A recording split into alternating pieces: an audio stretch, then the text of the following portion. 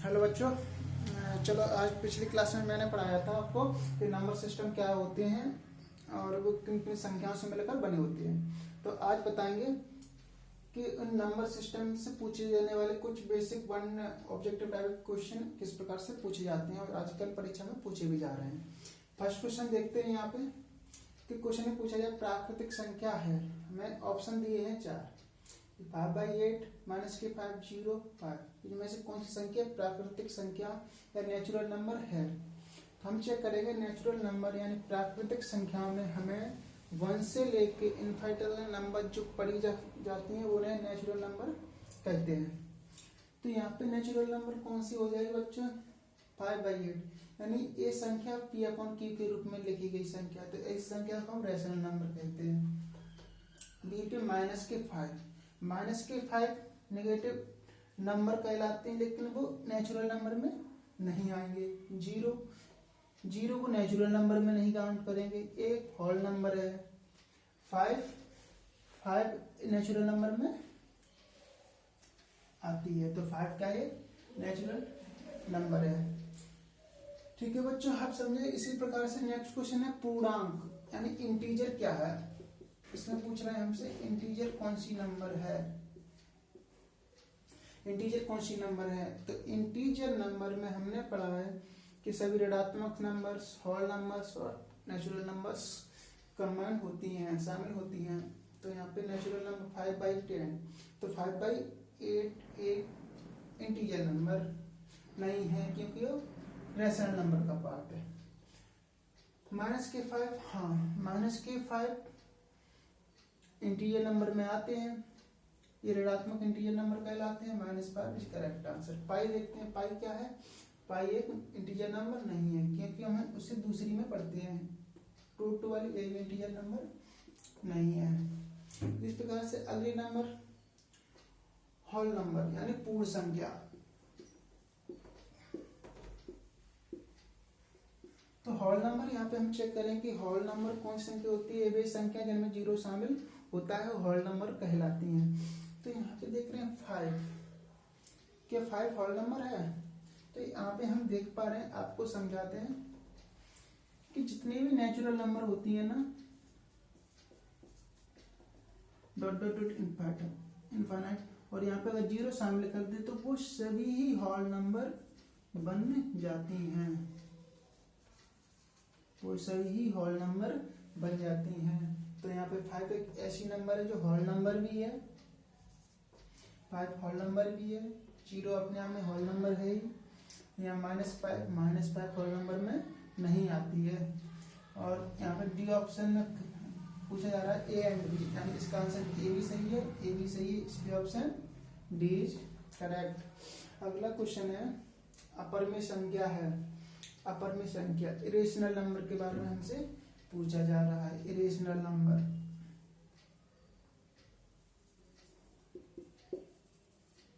तो irrational number की हमने डेफिनेशन पढ़ी थी। वो संख्या जो वर्गमूल के अंदर होती हैं उनका वर्गमूल नहीं ज्ञात किया जा सकता, इरेशनल नंबर कहलाती हैं, अपर में संख्या कहलाती हैं। यहाँ पे 0 की अपर में संख्या है, यहाँ पे 0 अपर में संख्या नहीं है।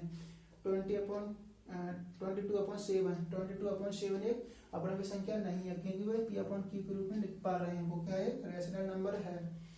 पाई, चलो अभी हम चेक करते हैं इसको 4 को चेक करते हैं कि हमने बोला था कि रूट के अंदर की वो संख्या जिसका वर्गमूल ना निकाला जा सके वो संख्या अपर में संख्या कहलाती है। लेकिन रूट 4 का वर्गमूल होता है 2, तो ये कैसी है, अपर में संख्या नहीं है, इसलिए ऑप्शन यहाँ पे सी सही हो जाएगा।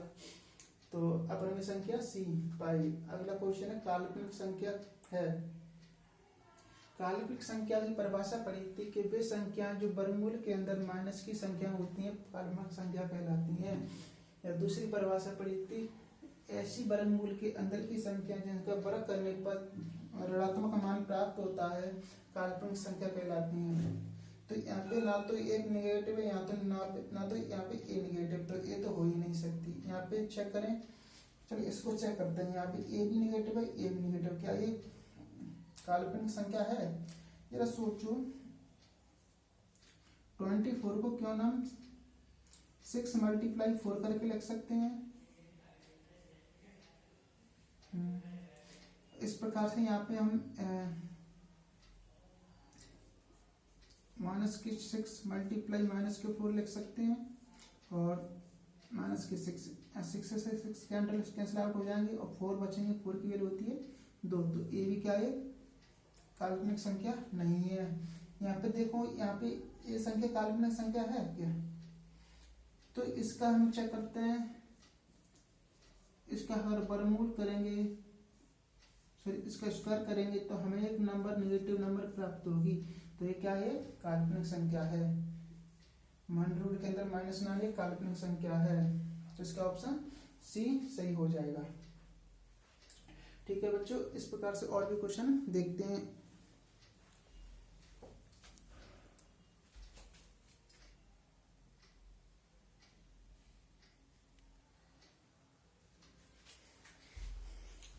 ठीक है बच्चों, अब देखते हैं कि प्राकृतिक संख्याओं में हम कौन कौन सी संख्याएं पढ़ेंगे, जो उन संख्याओं के बारे में जानते हैं। तो प्राकृतिक संख्याओं में हम पढ़ते हैं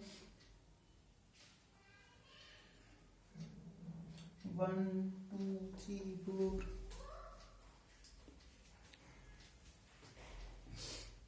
1 2 3 4 5 6 7 डॉट डॉट डॉट। तो प्राकृतिक संख्या ये संख्या पढ़ते हैं, तो इन संख्या में हमें कौन कौन सी संख्या पढ़ने को मिलती है। इसमें हम बात करें सम संख्या, यानी इनको बोलते हैं इवन नंबर। तो क्या होते हैं नंबर, क्या होते हैं इवन नंबर, क्या होते हैं सम संख्या। तो वे संख्याएं जो 2 से विभाजित होती हैं, वे संख्याएं जो 2 से विभाजित होती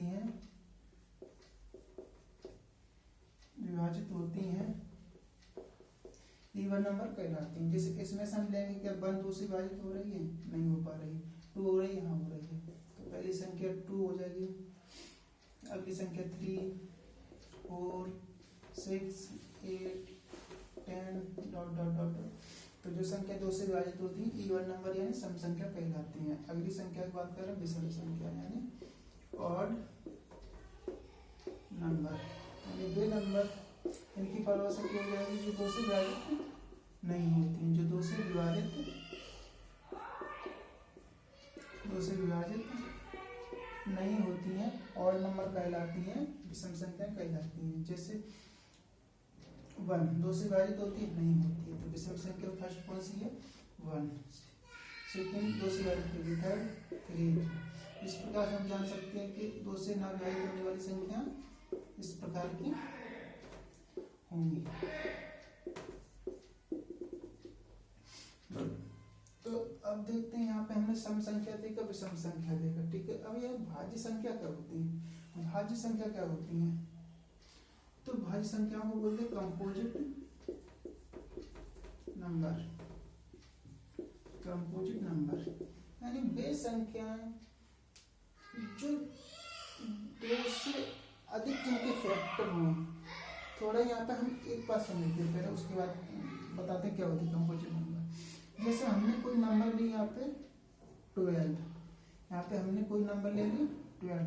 अब हम चेक करेंगे किस 12 में किस किस से डिवाइड हो सकता है, किस 12 में किस किस से भाग जा सकता है। तो सबसे पहले 12 में 1 से भाग दे सकते हैं, 12 में हम 2 से भाग दे सकते हैं, 12 में हम 3 से भाग दे सकते हैं, 12 में हम 4 से भाग दे सकते हैं, 12 में हम 6 से भाग दे सकते हैं, 12 में हम 7 से भाग दे सकते हैं। यहाँ पे हम देख पा रहे हैं कि 12 में इतनी सारी संख्याओं से भाग, सॉरी 12 इतनी सारी संख्याओं से भाग हो रहा है, इतनी सारी संख्याओं से भाग हो रहा है। हम दूसरा एग्जाम्पल लेते हैं, जैसे यहाँ पे हमने एक नंबर ले ली, यहाँ पे 11। यहाँ पे चेक करें कि 11 में हम किस किस से भाग दे सकते हैं। तो 11 में केवल हम 1 से भाग दे पाएंगे, या फिर 11 से भाग दे पाएंगे, या तो 1 से देंगे, यानी ये 1 और ये इसे कहते हैं सेल्फ नंबर, यानी ऐसी संख्या जिसमें 1 से भाग हो रहा हो और सेल्फ नंबर से भाग हो रहा हो। तो इसकी यहाँ पे हम देख पा रहे हैं इसके केवल दो ही संख्या प्राप्त हो रही है जिसमें 11 से भाग हो रहा है। यहाँ पे 12 में देख पा रहे हैं कि यहाँ पे दो से अधिक संख्याओं से भाग हो रहा है, दो से अधिक संख्याओं से भाग हो रहा है। तो भाज्य संख्या कंपोजिट नंबर वो कंपोजिट नंबर कहलाती हैं जो जिनके दो से अधिक अंकों से विभाजित हो। यानी यहाँ पे कह सकते हैं कि ऐसी संख्या जिनके दो से अधिक फैक्टर हों, तो इन्हीं को हम बोलते हैं फैक्टर। यानी कोई संख्या कितने अंकों से विभाजित, कितनी संख्याओं से विभाजित हो रही है तो वो संख्या के फैक्टर कहलाते हैं। तो यहाँ पे लिखेंगे वे संख्याएं जिनके दो से अधिक गुणनखंड होते हैं। वे संख्याएं जिनके दो से अधिक गुणनखंड होते हैं, वे संख्याएं जो दो से अधिक संख्याओं से विभाजित होती हैं भाज्य संख्या कहलाती हैं, कंपोजिट नंबर कहलाती हैं। ठीक है बच्चों, अब देखते हैं यहाँ पे अभाज्य संख्या। तो अभाज्य संख्या में देखो मैंने एक नंबर दी थी 11 में केवल 1 से डिवाइड हो रहा था और सेल्फ नंबर से डिवाइड हो रहा था। तो ये ऐसी नंबर जो केवल इनकी केवल दो गुणनखंड होते हैं, वे संख्या अभाज्य संख्या कहलाती हैं, प्राइम नंबर कहलाती हैं। तो इसकी डेफिनेशन हो जाएगी वे संख्याएं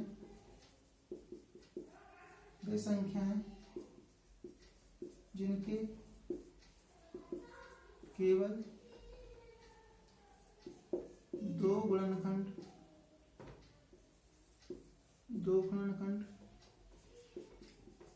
होते हैं। ठीक है, यहाँ पे एग्जाम्पल लेते हैं। जैसे अभाज्य संख्या है, जैसे 1 लें, यहाँ पे हमने ली प्राइम नंबर पहली 1। क्या 1 अभाज्य संख्या है? 1 में किस किस से डिवाइड हो सकता है? 1 में एक तो 1 से होगा और एक स्वयं संख्या 1 से। तो यहाँ पे हम देख पा रहे हैं कि 1 बार बार रिपीट हो रहे हैं, यहाँ पे कोई अदर नंबर मिल ही नहीं पा रही। हम बोल रहे हैं जिनके केवल दो फैक्टर होते हैं, दो गुणनखंड होते हैं, तो यहाँ पे दो गुणनखंड मिल ही नहीं पा रहे। तो 1 क्या है? प्राइम नंबर नहीं होती है, इज नॉट प्राइम नंबर। 2 क्या है? प्राइम नंबर नहीं होती। 2 अभाज्य संख्या 1 अभाज्य संख्या नहीं होती। अब हम चेक करते हैं 2। तो 2 में किस किस से भाग जाता है? तो 2 में 1 से डिवाइड होगा और 2 से डिवाइड होगा। तो यहाँ पे हम देख पा रहे हैं कि 1 के केवल 2 ही फैक्टर प्राप्त हो रहे हैं, केवल 2 ही फैक्टर प्राप्त हो रहे हैं। तो 2 क्या है? प्राइम नंबर होती है, अभाज्य संख्या होती है। और इस सबसे स्मॉलेस्ट प्राइम नंबर है, स्मॉलेस्ट प्राइम नंबर है। 2 क्या है? सबसे छोटी प्राइम नंबर है। 2 क्या है? सबसे छोटी अभाज्य संख्या होती है। तो यहाँ पे कुछ एग्जांपल लिख देते कौन कौन सी संख्या होती हैं।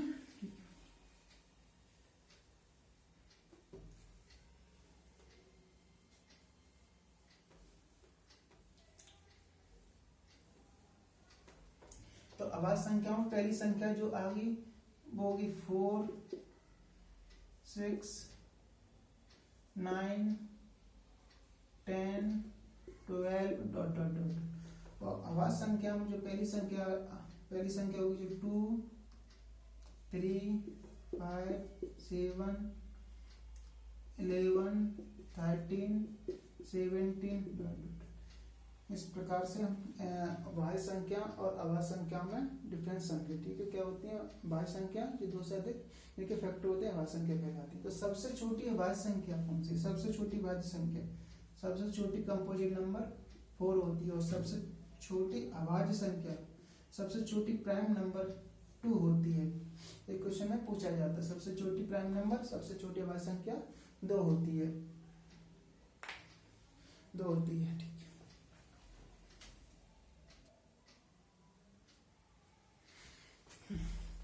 ठीक है बच्चों, अब आगे और समझते हैं कि अंकों में और कौन कौन सी संख्याएं पढ़ने को मिलती हैं।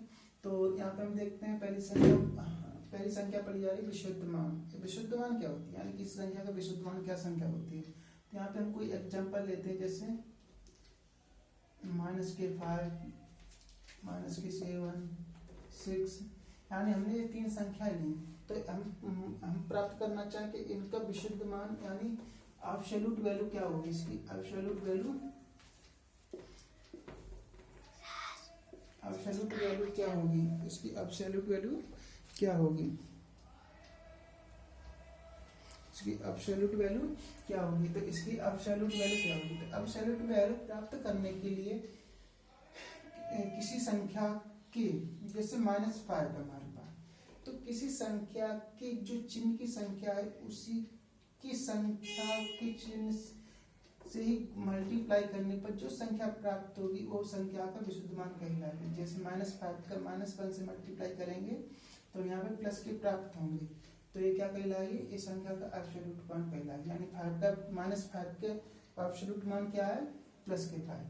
इस प्रकार से -7 का एब्सोल्यूट मान निकालेंगे तो -1 से मल्टीप्लाई कर देंगे +7, यानी -7 का विशुद्ध मान क्या होगा, +7। इस प्रकार अगर बात करना है तो 6 से, इस 6 संख्या किस चिन्ह की, प्लस के चिन्ह की, तो इसमें मल्टीप्लाई किससे करेंगे, प्लस के 1 से, तो हमें जो मान प्राप्त होगा +6, यानी +6 का विशुद्ध मान क्या होता है, +6 से ही होता है। चलो अब चेक करते हैं कि अंकी मान क्या होता है। यानी अंकी मान जिसे जाति मान भी बोलते हैं, इसका इंग्लिश में फेस वैल्यू बोलते हैं इसे। तो फेस वैल्यू क्या होती है, जैसे मैंने एक संख्या लिखी 8605 और यहाँ पे हम क्वेश्चन पूछें 6 का अंकी मान, 6 का अंकी मान फेस वैल्यू जाति मान क्या है, तो यहाँ पे 6 का अंकी मान वही मान होता है जो स्वयं संख्या होता है। 6 का अंकी मान जाति मान फेस वैल्यू वही मान होता है जो स्वयं संख्या होती है। जैसे 6 का अंकी मान 6 होगा, 8 का अंकी मान 8 होगा, यहाँ पे 5 का अंकी मान 5 होगा। तो यहाँ पे फेस वैल्यू यानी जाति मान फेस वैल्यू समझे यहाँ पे। अब देखते हैं स्थानीय मान क्या होता है। तो स्थानीय मान क्या होता है, जैसे मान के चलो स्थानीय मान को बोलते हैं प्लेस वैल्यू। प्लेस वैल्यू हमने ये संख्या ली 8605, तो यहाँ पे हम आपसे पूछें कि 6 का प्लेस वैल्यू, 6 का प्लेस वैल्यू क्या है। तो हम चेक करेंगे कि 6 कौन से प्लेस पे, 6 का पोजीशन क्या है, 6 का स्थान क्या है। तो हमने पढ़ा है इकाई, दहाई, सैकड़ा। तो 6 कौन से स्थान पे, सैकड़ा वाले स्थान पे। सैकड़ा को हम ऐसे लिखते हैं 100 से मल्टीप्लाई कर देंगे, जो वैल्यू आएगी वो 6 का प्लेस वैल्यू कहलाएगी। जो वैल्यू आएगी वो 6 का प्लेस वैल्यू कहलाएगी, यानी 6 का प्लेस वैल्यू 600 होगा। इसी प्रकार से 8 का प्लेस वैल्यू निकालना चाहें तो हम चेक करेंगे 8 कौन से प्लेस पे है, इकाई, दहाई, सैकड़ा, हजार, यानी 1000वें प्लेस पे, यानी 1000 से मल्टीप्लाई करेंगे इसका मान हमें 8000 प्राप्त होगा। तो 8 की प्लेस वैल्यू 8000 होगी। इसी प्रकार 5 की प्लेस वैल्यू, 5 कौन से प्लेस पे, 1 प्लेस पे है, तो 1 यानी 1 से मल्टीप्लाई करेंगे। इकाई प्लेस पे, इकाई से 1 से मल्टीप्लाई करेंगे तो मैं यहाँ पे 5 प्राप्त होंगे। तो 5 की प्लेस वैल्यू 5। यहाँ पे अगर 0 की प्लेस वैल्यू पूछना चाहो तो 0 की प्लेस वैल्यू, 0 कौन से प्लेस पे है, 0 1 10, यानी इकाई दहाई, यानी 10 प्लेस पे है। तो 10 से मल्टीप्लाई करेंगे तो 0 में किसी से मल्टीप्लाई करने पर 0 ही प्राप्त होता है। तो 0 की प्लेस वैल्यू 0 ही होगी। ठीक है बच्चों, तो इस प्रकार से हमने नंबर सिस्टम पढ़ा। नंबर सिस्टम में कितने प्रकार की संख्या पाई जाती है, कितनी प्रकार की संख्या होती है, कौन कौन सी संख्या होती है, ये सब जाना। इस प्रकार से आगे क्लास में और भी कुछ बताएंगे। ठीक है बच्चों, थैंक यू।